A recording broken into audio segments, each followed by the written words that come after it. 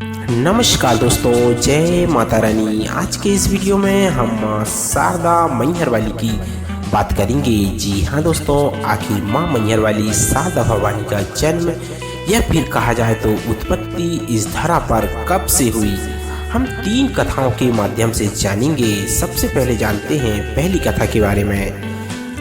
दोस्तों, मैहर मंदिर को लेकर कई लोकप्रिय कथा प्रचलित हैं। इन्हीं में से एक माँ शारदा के अनन्य भक्त आल्हा और उदल की है।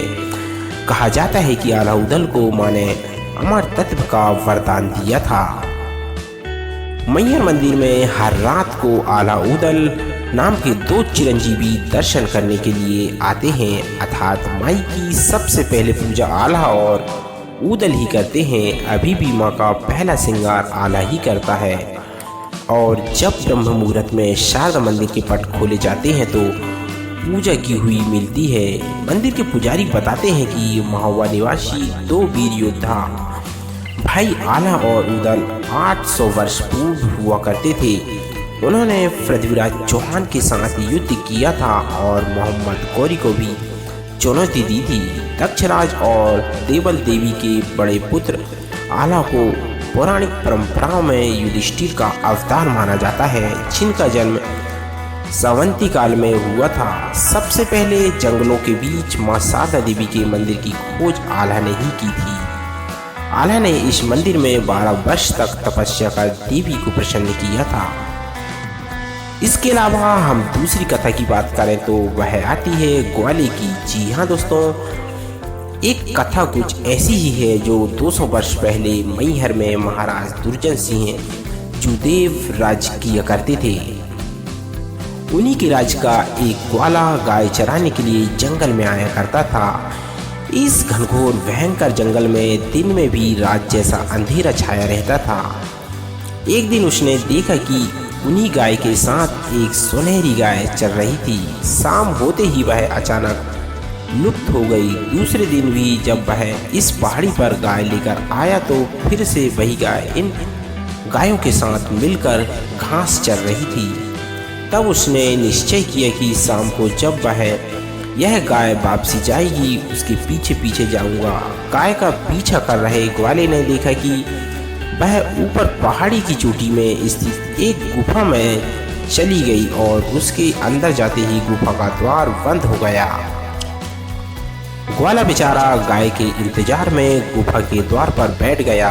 उसे पता नहीं कि कितनी देर के बाद गुफा का द्वार खुला है और एक बूढ़ी माँ के दर्शन हुए। तब ग्वाले ने उसी बूढ़ी माता से कहा कि माई, मैं आपकी गाय को चराता रहता हूँ, इसलिए मुझे पेट के वास्ते कुछ मिल जाए। बूढ़ी माता अंदर गई और लकड़ी के सूप में जौ के दाने उस ग्वाले को दिए। ग्वाले ने घर में जब उस जौ के दाने वाली गठरी खोली तो हीरे मोती चमक रहे थे।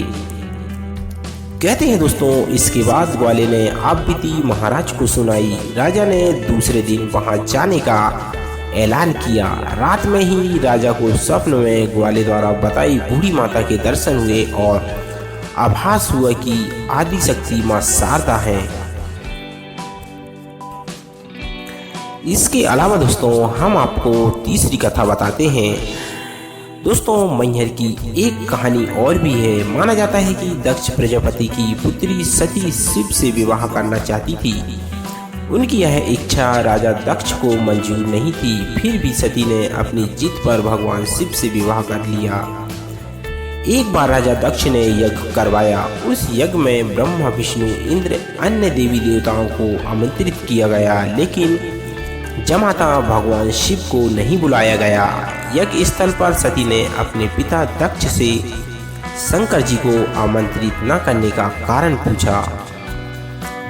इस पर दक्ष प्रजापति ने भगवान शंकर को अपशब्द कहने और उनका अपमान से दुखी होकर सती ने यज्ञ अग्नि कुंड में कूदकर अपनी प्राण आहुति दे दी। भगवान शंकर को जब इस दुर्घटना का पता चला तो वे क्रोध से उनका तीसरा नेत्र खुल गया। ब्रह्मांड की भलाई के लिए भगवान विष्णु ने सती के शरीर को 52 भागों में विभाजित कर दिया था। जहां भी सती के अंग गिरे वहां शक्तिपीठ का निर्माण हुआ। कहते हैं दोस्तों, अगले जन्म में सती ने हिमालय राजा के घर पार्वती के रूप में जन्म लिया और घोर तपस्या कर शिव जी को फिर से पति रूप में प्राप्त किया। माना जाता है दोस्तों यहाँ पर माई का हार गिरा था, इसलिए इस स्थान का नाम मैहर पड़ गया। इस तरह दोस्तों हमने आपको बारी बारी से तीनों कथा का पान कराया है। अब हम इस वीडियो को यहीं पर सीमित रखते हुए इस वीडियो से लेते हैं विदा। वीडियो अच्छा लगा हो तो वीडियो को लाइक और चैनल को सब्सक्राइब जरूर कीजिएगा। जय माता रानी।